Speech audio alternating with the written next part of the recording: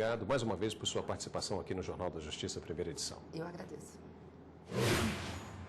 E no Rio Grande do Sul, a Justiça condenou 2 médicos e uma clínica a indenizar uma paciente que recebeu medicamentos e não foi informada das reações adversas. O Código de Defesa do Consumidor determina que todas as informações sobre as reações sejam dadas aos pacientes que vão receber tratamento médico.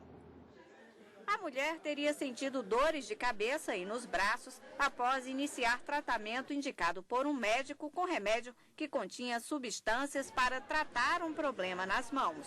Dias depois, a paciente acordou com manchas no corpo parecidas com queimaduras e seguiu novamente à policlínica, onde outro médico prescreveu um medicamento diferente que causou dificuldades na respiração e até perda de consciência. Ao ser atendida com urgência, foi detectada uma doença grave por causa da ingestão do remédio.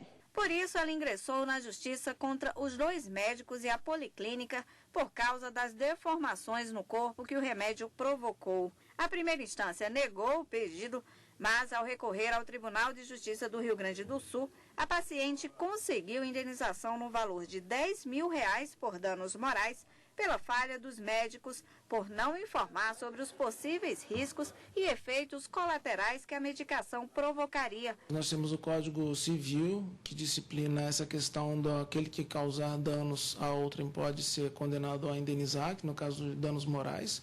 A Constituição também brasileira prevê também a incidência de indenização por danos morais para aquele que se sentiu violado em sua honra e sua moral.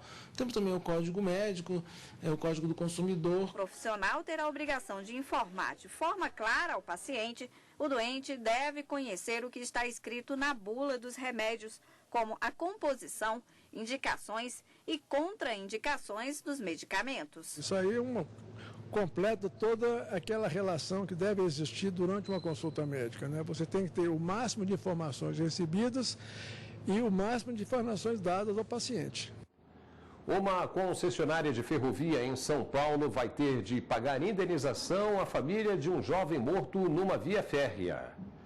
Daniele Soares está no STJ neste momento e traz os detalhes. Boa tarde, Daniele. Boa tarde, Paulo. Tudo aconteceu em 94. Na época, o jovem de 28 anos estava deitado sobre os trilhos. Não se sabe se ele caiu do trem, mas a questão é o seguinte: o veículo não conseguiu parar e ele acabou morrendo.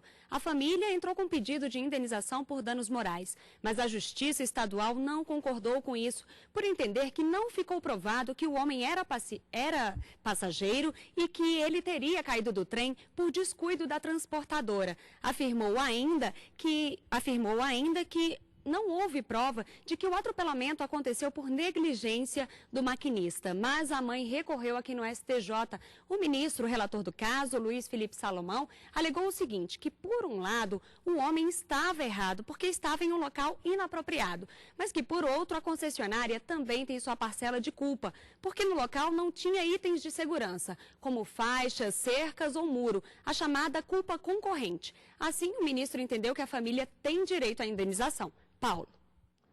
Ok, muito obrigado. E você vai ver logo depois do intervalo.